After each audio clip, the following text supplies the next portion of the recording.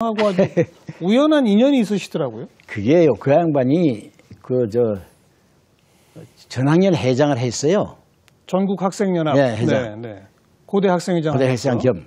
근데 그때 내가 판사하고 있는데 한일회담 이제 반대 데모가 한참 일어나고 그렇죠. 그게 주동자였죠.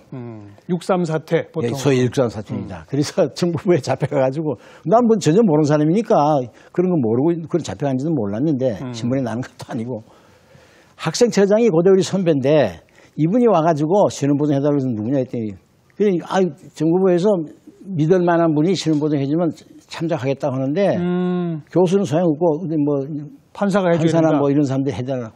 그래서 그거 나 사표내야 됩니다. 그래서 소용없어요. 막 이 양반이 안 가고 달라붙어가지고 그 참 좋은 신분이에요. 그래서 이제 고대 선배이고 또 교수인데 1시간 동안 안 가고 계속 아무리 해도 안 되는 거예요. 그래서 내가 내가 사표를 내지.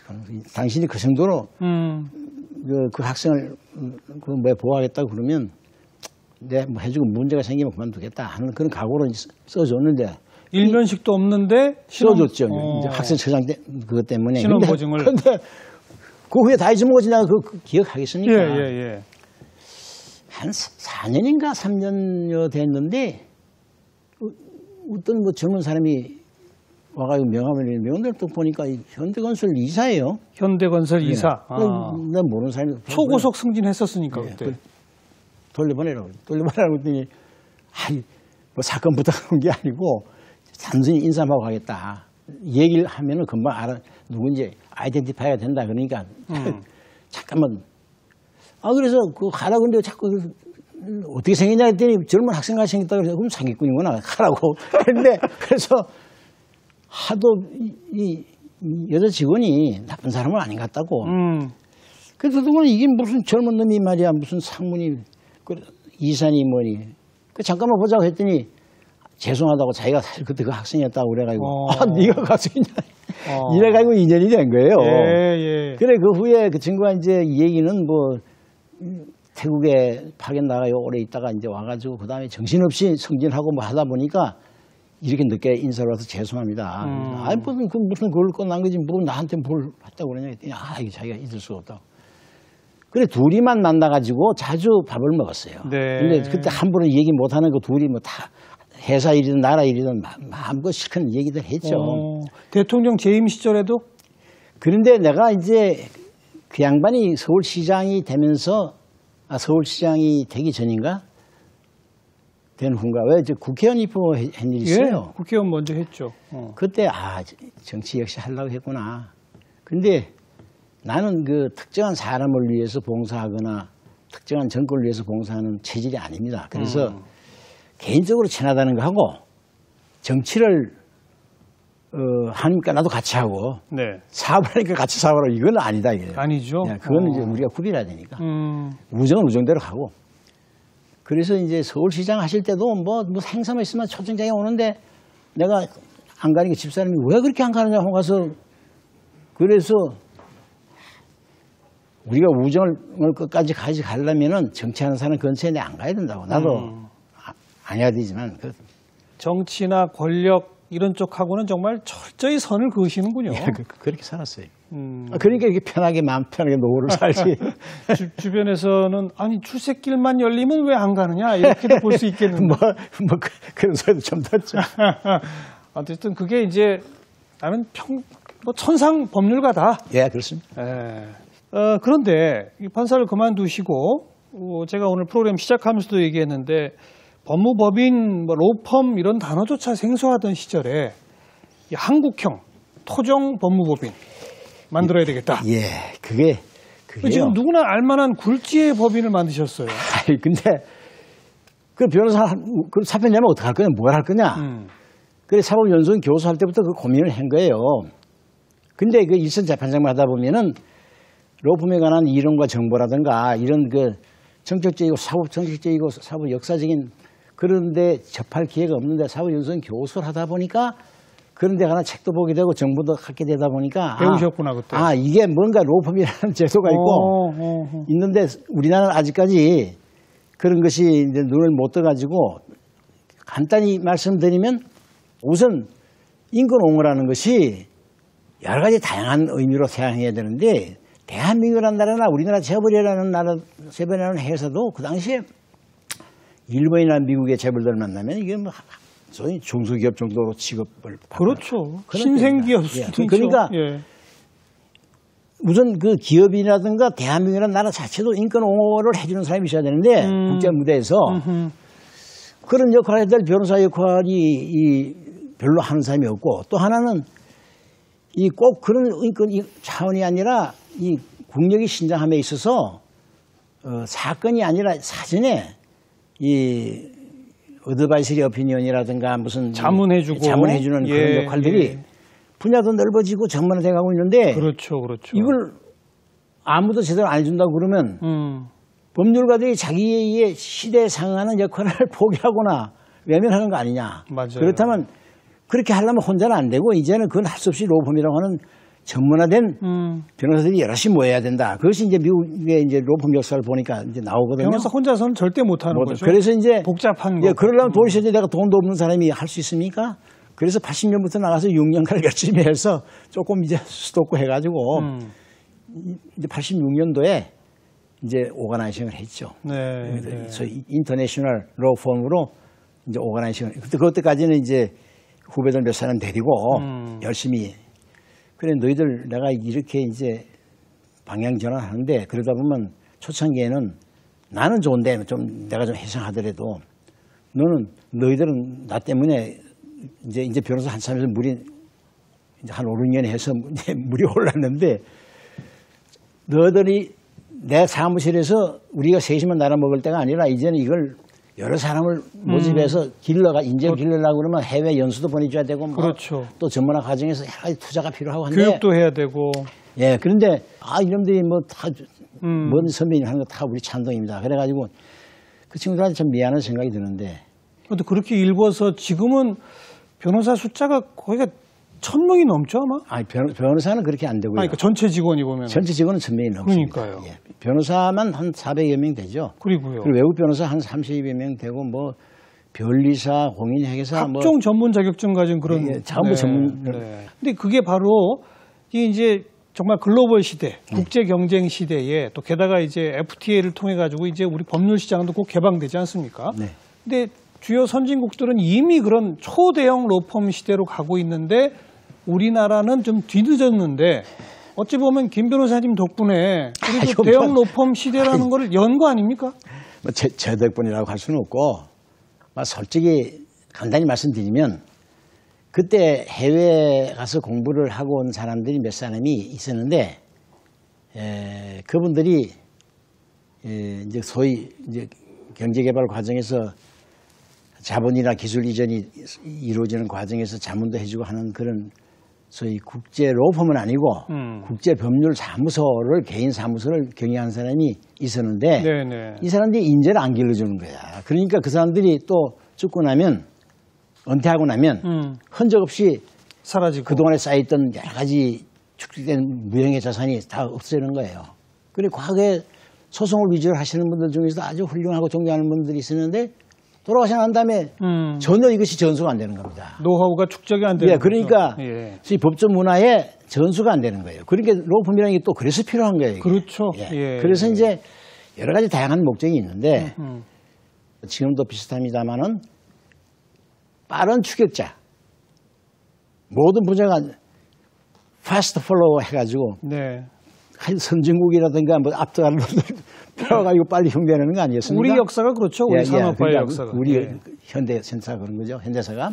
그런데 로펌도 그러다 보니까 이것이 이제 특히 이제 구라파에서도 이제 그런 걸 못마땅히 생각합니다만은 미국 로펌이 세계를 주도하지만은 많이 비즈니스화 돼 있거든요. 많이 비즈니스화 돼 있어요. 돈도 뭐 엄청나게 많이 벌고 있고. 그래서 그 이제 그 이미테이션을 이루는 것이 내가 볼 때는 한국적 국제로 보면 그래서는 안 되겠다. 예, 예. 근데 이런 생각을 해서 뭐 조금 그 뒤에 혹시 물을지 모르겠습니다만은 한국적 국제로 보면이라는 타이틀을 내가 이제 걸고 시작을 한 바로 여쭤볼게요.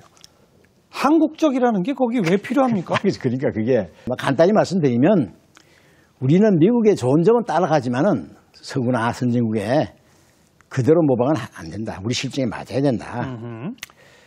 그 차이의 핵심이 뭡니까? 그러니까 이제 너무 비즈니스화되면 안 된다는 것이 이제 거기에 포함되어 있고. 돈만 쫓으면 안 된다. 예, 두 번째는 역시 아까도 말씀드렸지만은 우리 기업이나 재벌이나 이 나라도 국제 무대에 나가면 인권 보호가 우리가 말하는 인권 보호가 잘 안 돼가지고 피해 의식을 갖고 있는데 국가적으로, 예, 국가적으로 사회 전체적으로 그렇다면은 우리가 국제 변호사를 하더라도 우리 기업과 우리 나라의 인권을 보호하는 그런 가치지향적인 로펌으로 기능했으면 좋겠다. 가치지향적인. 예, 예. 네. 이제 그런 생각을 이제 사실 속으로 하면서 했는데 그게 무슨 대형으로 한 게 아니고 이제 그런 걸 향해서 내가 이제 예. 그런 의미로 로펌을 보통 우리가 이제 일반 국민들이 생각할 때 우리나라의 초대형 로펌 그러면 돈만 쫓는 곳 이렇게 생각하는데 그런 거 아닙니다. 가치 집단이다 이렇게 표현하신 거로군요. 예. 이제 그게 우리 로펌의 직장 문화 제1조예요. 우리는 이익 집단이 아니고 가치 집단이다. 이익 집단이 아니라 가치 집단이다.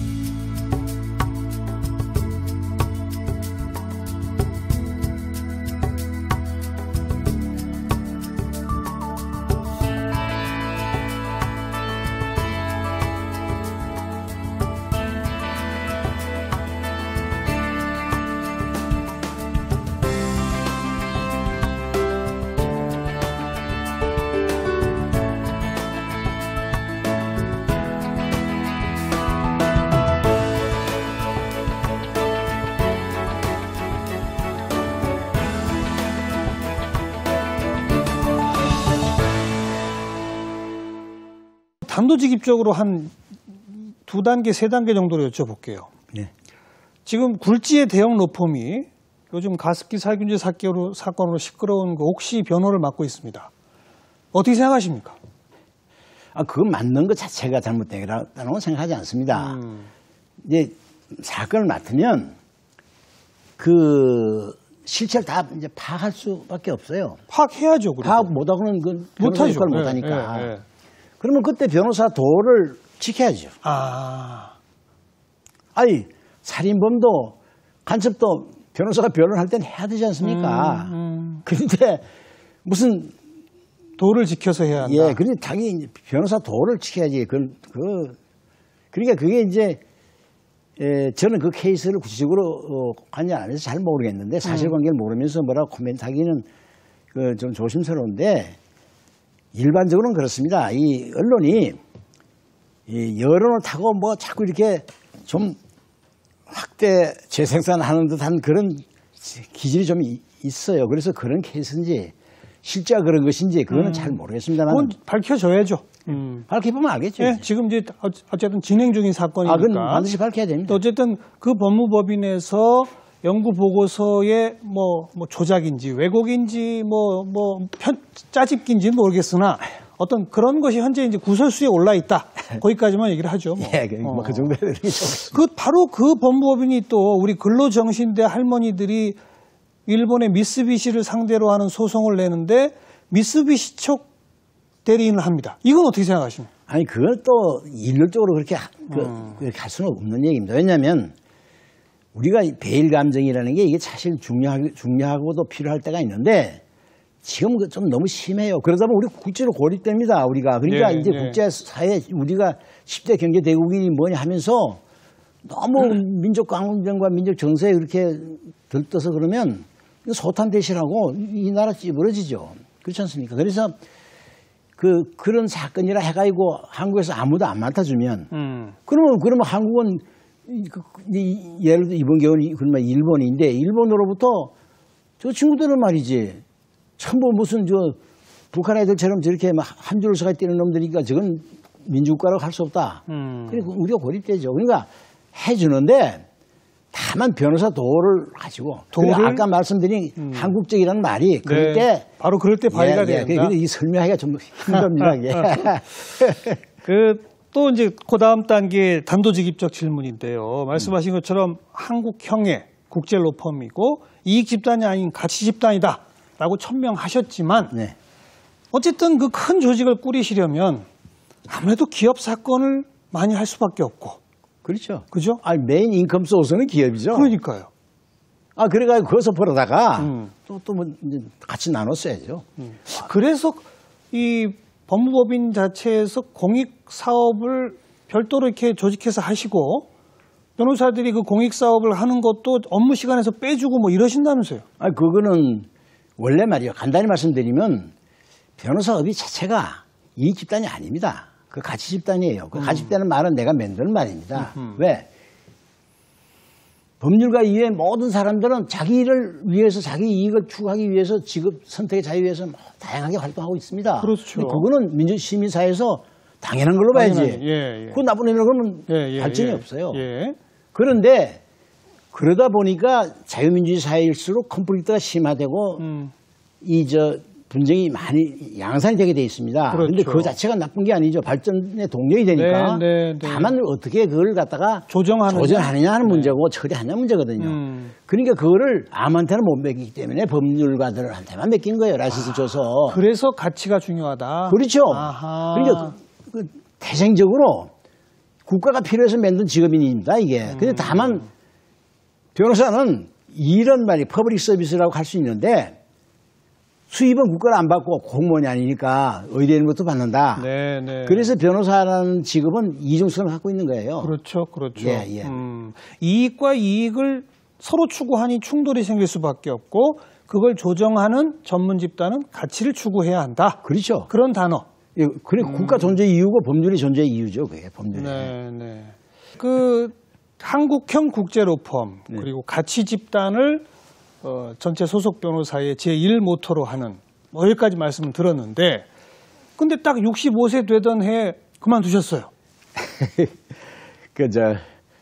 그것은 내가 로펌 오거나이징 할 때 좋은 인재들을 모집하기 위해서 제시한 한국적 로펌이라는 것도 그렇지만은 나는 이 나무를 심는 기분으로 로펌을 만드는 것이지 내가 여기서 영화를 누리겠다 하는 거 아니다. 내가 지금 나이 50인데 지금 말이야. 44세에 개업을 해가지고 50세면 이제 한 5, 6년 됐는데 50세에 나무 심어가지고 지가 영화를 누리겠다는 바보가 이 세상에 있느냐. 그건 자기 손자나 아들 댁에 가서 영화를 보는 거다. 그러니까 로펌을 만드는데 적어도 10년, 20년 걸리도 이게 셀프 리라이언트한 그런 자력으로 생존할 수 있는 힘을 갖추느냐 안 되느냐 이건 케이스 바이 케이스로 다루고 상당히 어려운 건데. 어렵죠. 그래 난 이거 총력해서 내가 그렇게 해서 물려주려고 그러는데 너희들이 우산 놓고 똑똑하다는 놈들이라면은 당장에 이 뭐 보수 몇 푼 더 준다든가 또는 뭐 이런 거 소탐 대신하는 그런 일 하지 말고 큰 꿈을 가지고 와서 같이 좋은 로펌 만들어 가지고 대를 물려주자. 우리가 제야 법조계가 발전한다는 거 하는 것은 법조계뿐만이 아니라 우리 사회 전체에 특히 내가 민주화된 로펌이라는 거는 민주주의의 시범을 보여줘야 롤 모델을 만들겠다는 것이 내 꿈이었는데 공약을 하셨군요. 그럼요. 그러니까 너희들 근데 그 말을 깊이 안 해도 처음에 날 도와서 같이 배우던 후배들이 계속 학교 동기, 시험 동기 뭐 저희들끼리 만나면 우리 김 선배가 어쩌고 저쩌고면 오라. 그게 자꾸 계속 연수 이제 그 다음 기 계속 전수가 되니까 소문이 난 거라. 그래서 그때 연수 강사도 나가고 뭐 했지만은 자꾸만 그러다 보니까 이 좋은 후배들이 많이 줄을 서 왔어요. 그래 아무리 생각해도 이게 내 힘만으로 된 건 아니다. 물론이죠. 로펌이란 거는 인재가 얼마나 모이느냐에 달려 있는 거 아닙니까? 바로 그렇습니다. 근데 그걸 모으게 한 어떤 가치를 제시하시고 나는 그만둔다. 공약하시고 공약을 지키신 거군요. 그렇습니다. 그 후에 지금 대표 변호사는 계속 민주적 방법으로 선출을 합니다. 투표로 뽑아요? 그 이제 대의원이 있어가지고 각 부서별로. 그래요? 아마 우리 대형 로펌 중에 유일할 거요. 이제 우리가 처음에는 우리 사회가 민주화를 지향하면서 민주주의를 제대로 실천한 데가 없으니까 우리가 민주화의 롤 모델을 하자 했는데 나중에는 로펌의 롤 모델이 된 거죠. 로펌의 롤 모델이 됐는데 많은 로펌들이 이제 흉내를 낸다고 그럴까 따라오려고 하는데 그게 쉽지 않습니다. 사람이 그렇죠. 가치관이 공통되지 않으면 잘 안 되거든요. 그리고 아까도 제가 잠깐 언급했습니다.